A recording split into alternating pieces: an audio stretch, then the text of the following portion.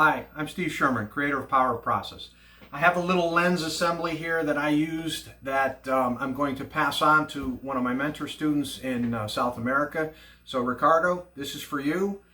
I want to try to explain this as carefully and as succinctly as I can.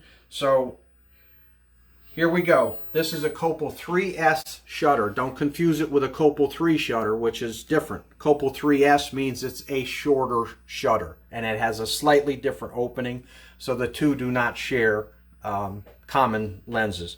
The beauty of the graphic Kowa lenses and also the Computar lenses is they will screw directly into a Copal 3 shutter. So you're going to see right here, this is the Copal 3 shutter. This is the front element of the 305. It screws directly in, as does the rear element. Screws directly into the shutter. There's no machine work necessary. That's the 305 millimeter shutter. Lens shade screws directly in. Back of the rear element cover, and a cover for the front.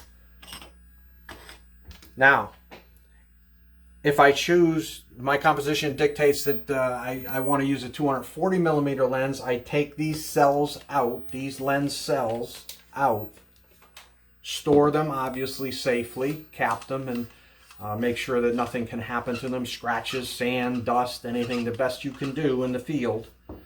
And then you put in the 240 rear element, put in the 240 front element,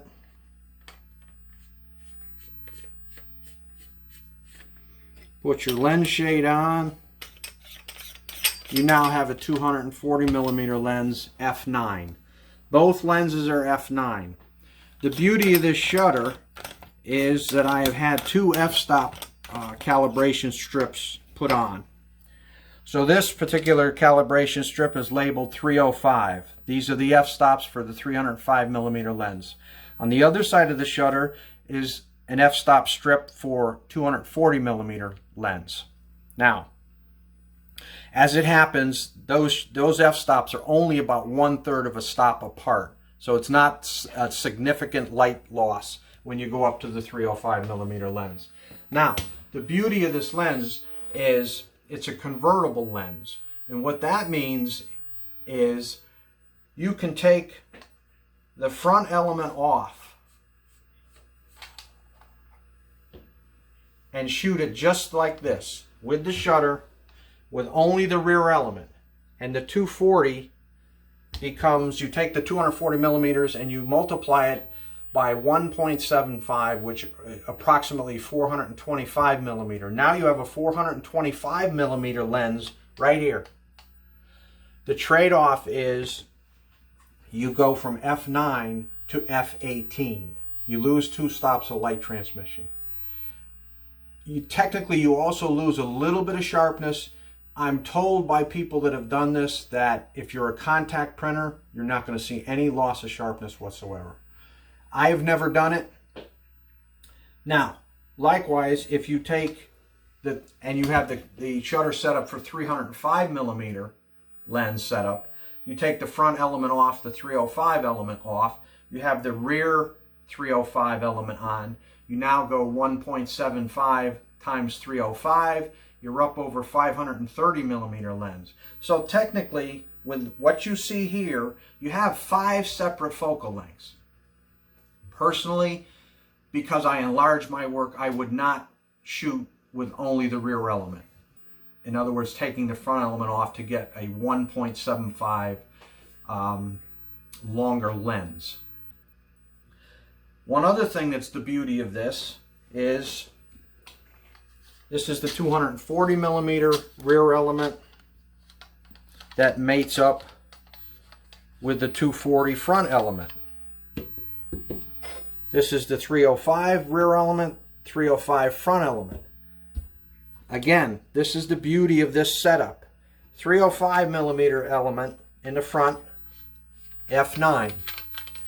If you take the 305 rear element off and you use the rear element of the 240 lens, you now have a 270 to 275 millimeter lens, again at f9. No light loss transmission whatsoever. That's the beauty of these lenses that screw directly into a Copal 3 shutter. The other thing that these lenses are known for is they have huge coverage. So these came off of my 717 camera, and many times the 305 was just about right at the corners of the 717 diagonal, which is 466 millimeters.